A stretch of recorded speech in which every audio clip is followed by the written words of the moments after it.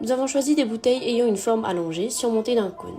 Afin de limiter les forces de frottement, nous avons élaboré le corps de la fusée afin qu'il soit le plus aérodynamique possible. Les ailerons ont été dessinés à partir d'un modèle et placés le plus précisément sur le bas de la fusée.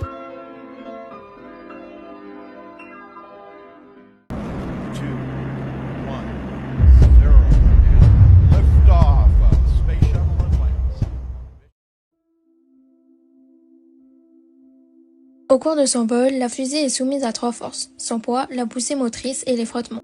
La troisième loi de Newton dit que toute force exerçant dans une direction génère une autre force identique à l'opposé. C'est en se basant sur ce principe que décolle la fusée, en éjectant des gaz et en se propulsant vers le haut.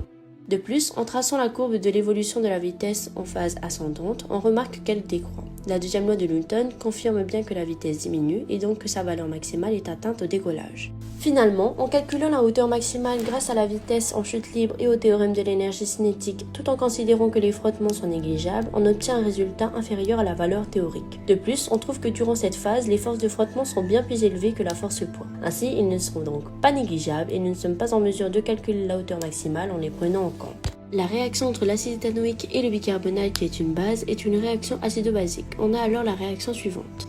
Grâce à nos expérimentations, nous avons déterminé que les quantités optimales de réactifs nécessaires à la réaction étaient de 16 g pour le bicarbonate et de 200 ml pour le vinaigre.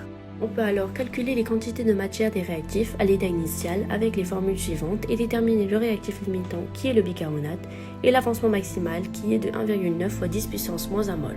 Enfin, on peut prédire que le volume de gaz formé sera de presque 5 litres alors que celui de la fusée est d'1 litre. Lors de la réaction, la pression va donc augmenter en même temps que le gaz dans le réservoir, faisant alors sauter le bouchon et décoller la fusée. Le gaz alors formé est du CO2 et on pourrait le démontrer avec de l'eau de chaud qui se trouve dans sa présence.